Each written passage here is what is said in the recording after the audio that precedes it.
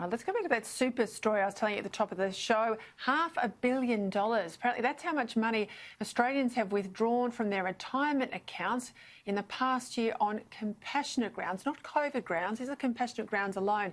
Now, that money was spent on medical treatments, including IVF, weight loss surgery and dentistry.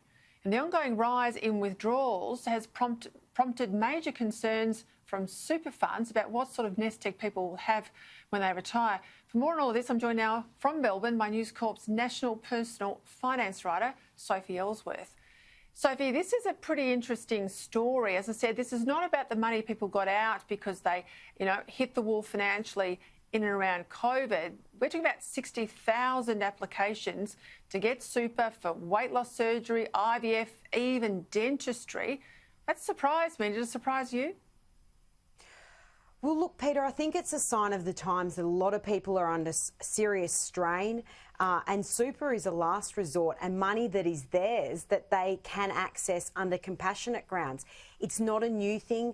Accessing super under compassionate grounds has been around for many years, but it shows that a lot of people are in this desperate situation where they need help to pay for expensive things such as IVF, modifications to their home, or weight loss surgery, for example, or even funeral costs. But it's obviously raised a lot of eyebrows from within the super funds because on top of this, of course, we've had the early access to super scheme where a lot of people have been dipping in that way as well.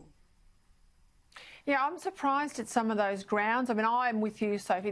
This money is owned by the individual. It's not owned by the state.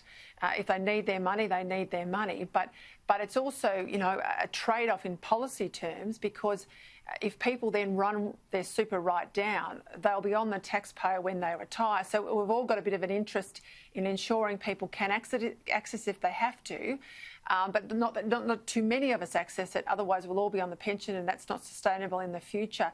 What's the real argument here by the super funds and others? They're very opposed, aren't they? Well, absolutely, Peter. I mean, the super funds are very angry that Australians have been able to dip into their super. I mean, the super funds lap it up. They get, us paying their fees every year. We pay more in fees every year. I think it's over $32 billion a year in fees alone, which is more than what we pay on energy bills. Often a lot of us have multiple accounts. We pay multiple insurances. They're very upset when we're dipping into it. But, as you have said, it is our money, and if we need to access it and we meet the criteria, then that's the way it is, and that's how it has been for many years. And you wrote this morning in the News Corp papers, there's still, 8,000 people that put an application in under the COVID access rules yet to get their money. That's right, Peter. So the figures came out from the financial regulator today to show that $36 billion has been accessed. Now, the federal government forecast that $42 billion would be accessed under the the early access to super scheme. So it's fallen about $6 billion short of that, but we still have 8,000 people waiting patiently for their money. Now, some of these, there's been red flags on the account. There could be fraud related to it, but typically processing these takes 3 to 5 days. Now, we're 6 weeks since the scheme closed, so these people may not get their money that they thought they were going to get.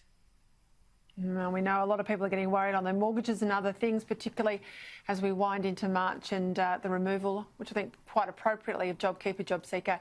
Sophie Elsworth, thanks for your time. Thanks, Peter.